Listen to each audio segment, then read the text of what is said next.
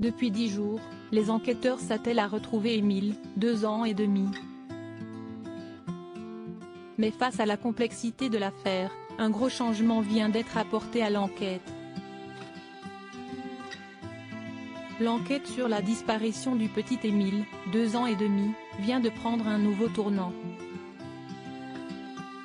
En effet, BFM TV révèle un communiqué de presse du procureur de Digne-les-Bains, Rémi Avon, daté de ce mardi 18 juillet, faisant état qu'une information judiciaire a été ouverte par le parquet, face à la complexité de cette affaire. 2 juges d'instruction du pôle d'Aix-en-Provence, dans les Bouches-du-Rhône, ont ainsi été co-saisis afin de poursuivre l'enquête initiale, a-t-il précisé. Une décision qui témoigne de la complexité de l'affaire, en raison notamment d'une masse considérable d'éléments prélevés sur le terrain, mais aussi d'un relevé téléphonique très important. On compte en effet 1600 téléphones qui ont borné dans la zone de la disparition du petit garçon, alors qu'il se trouvait dans le Vernet, chez ses grands-parents. Mais aussi pas moins de 1400 signalements téléphoniques de personnes qui ont tenté de donner des éléments aux enquêteurs.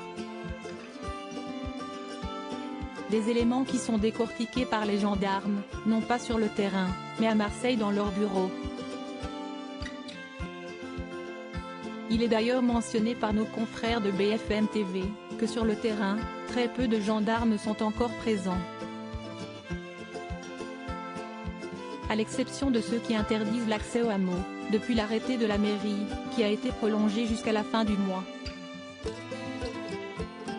Cette ouverture d'une information judiciaire est une suite logique à cette enquête.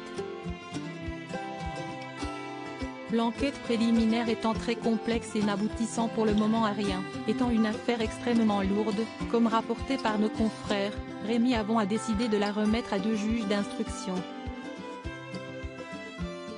Ils sont désormais les seuls en charge de l'enquête, des choix de l'enquête à mener. Ils délèguent ainsi cette enquête au parquet d'Aix-en-Provence, où 2 magistrats seront désormais à plein temps sur l'affaire, espérant expliquer les causes de la disparition d'Émile, 2 ans et demi. Une affaire extrêmement lourde, une enquête complexe qui est toujours au point mort.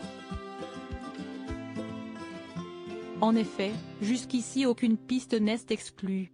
Malgré les fouilles des bâtiments, des voitures, de 97 hectares aux alentours par des militaires spécialisés et des chiens surentraînés, on ignore toujours ce qu'il est arrivé à l'enfant.